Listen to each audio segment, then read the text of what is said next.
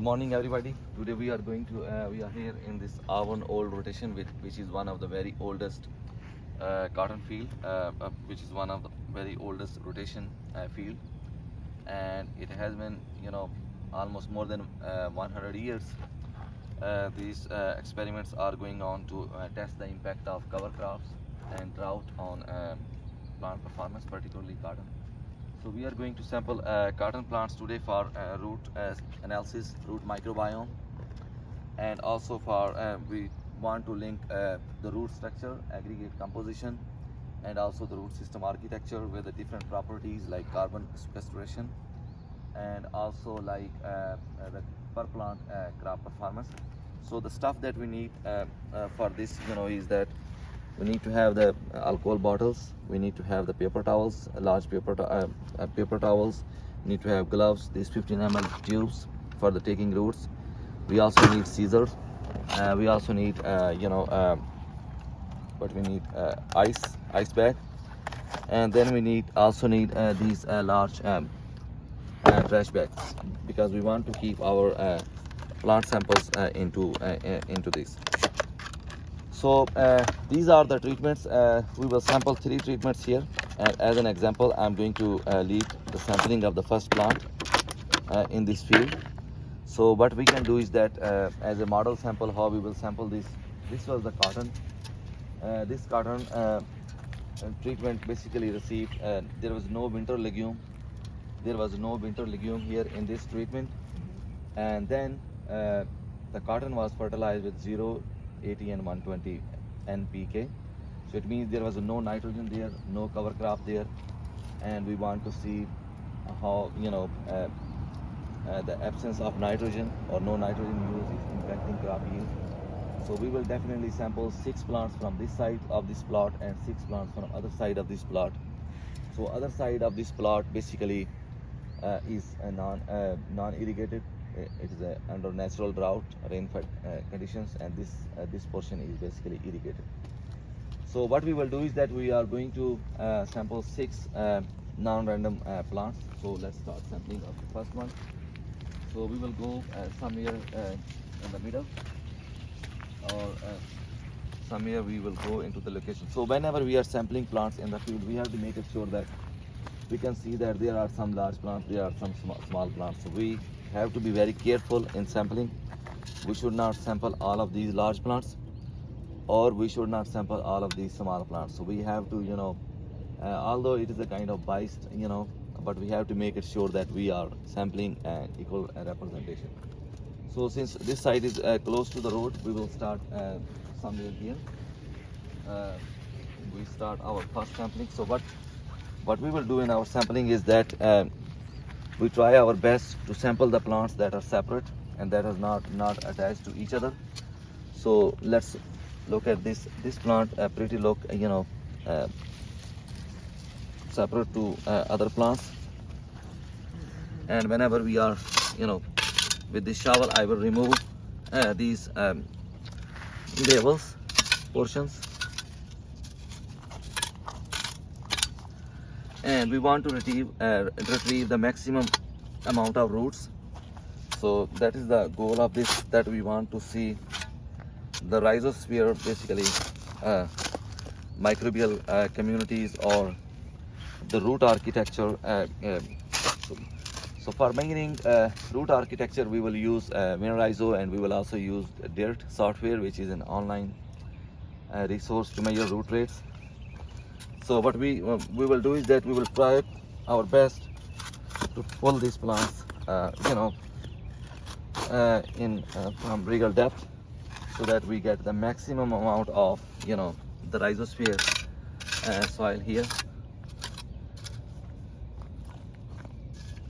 We need to make sure that we are removing all the upside, soil.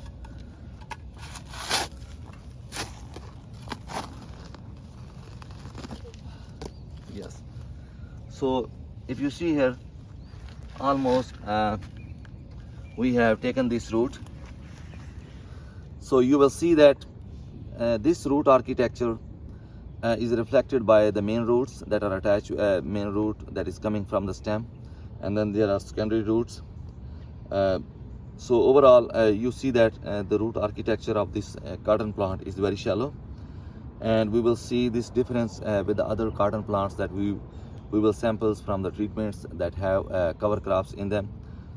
So this is our first sample plant. So what I'm going to take is that I'm going to take one Ziploc bag so that I can take the you know rhizosphere soil into that.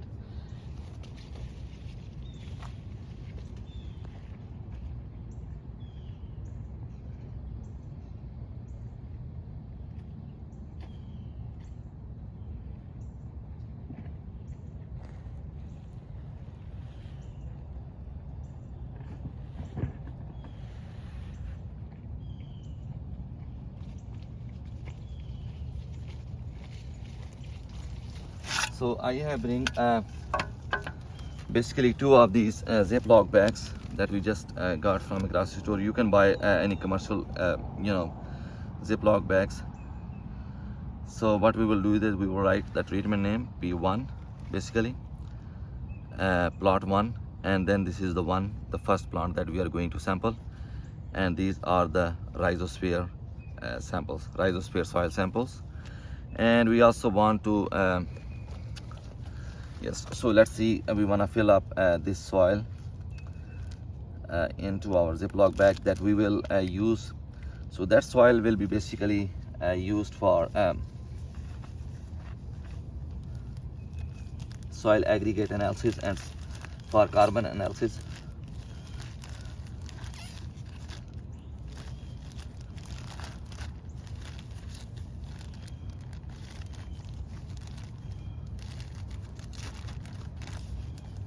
So you see there are earthworms in this, and we expect more earthworms in the plot where we have cover crops. And also you will see that there are a lot of big gravels there, and the soil is kind of very loose, poorly structured. So these are the soil samples that we have taken, and now I'm going to bring to take DNA samples. I will bring the tube and also the ice bag here.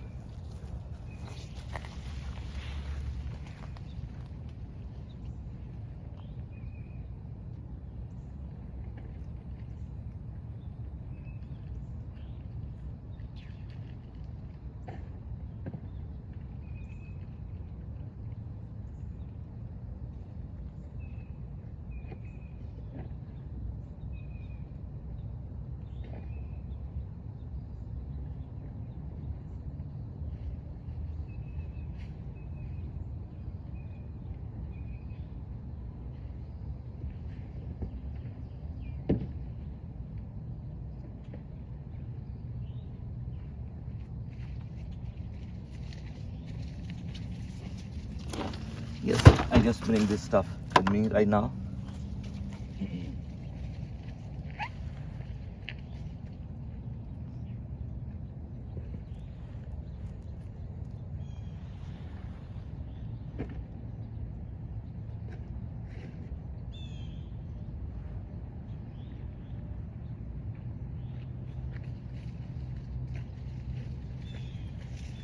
So first of all, we will ethanol spray this scissor, and then we will label this with the P1 roots, P1 plant 1. So what we are going to do is that we are going to take this one portion of this root that we will be using for DNA extraction. So that portion of the root is just enough for us, like this. So we will use a separate procedure. We will wash this root with a phosphate buffer, and we will collect the soil. We will collect the soil pellet, and we will separate the roots from this after washing, and then we will extract the DNA. So since we came here from Alabama State University, which is a minority serving institution, it's very far away from here, we are going to put these roots here inside this ice bag, and then close it. So these are the plants. Now we will be processing it for so we will measure their fruit numbers, we will measure the height of the plants, the biomass of the plants, and for the root trait analysis, what we are going to do is that we cut this from here. So that root is will be saved in the Ziploc bag.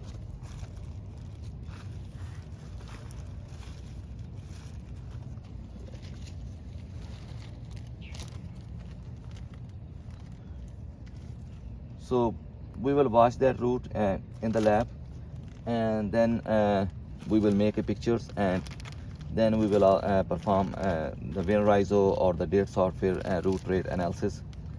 And these roots, and then after drying that, after making root traits, we will dry these roots, and then we will send them for the mineral analysis.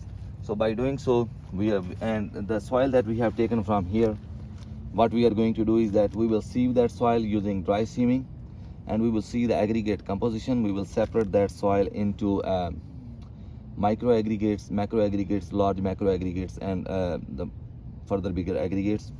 So the 4 different aggregate size classes will be separated, and those size classes we will send those for the carbon analysis. So we want to see how the long rotation is impacting the soil aggregate specific or root trait specific microbial communities, and particularly we are interested in carbon sequestration and impact on the per plant crop yield in this old rotation plant.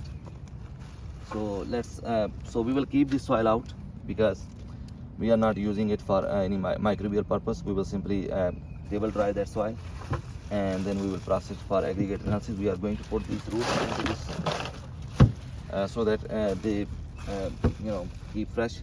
So that was the all. So what we are going to do is that we have one tape. We will level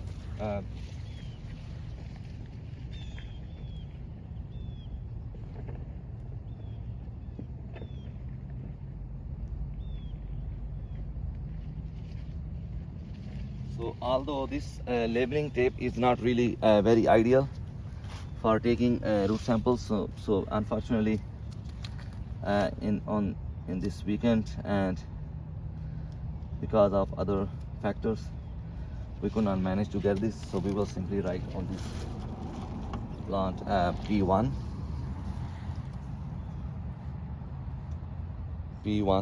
and 1. So that is our plant, and we are going to put this plant under this big trash bag, and we will take these plants in our lab, and we will study their impacts. We will study the per plant performance. Particularly, we will see count the fruit number of fruits, we will possibly number of leaves, branches, and also the biomass of this plant. So that was all simplest procedure to take crop roots for the analysis. And although we are moving further on this, and definitely we aim to improve in our methodology. So that's all for sampling these plants, and we will take 5 more plants from here. Then we will move to the next field, next part of this field, and we will take 6 plants there, and we will keep them labeled as a P2. So those plants from the field will be labeled as P2. So that's all, and keep watching us, and we will be back with further more interesting field studies.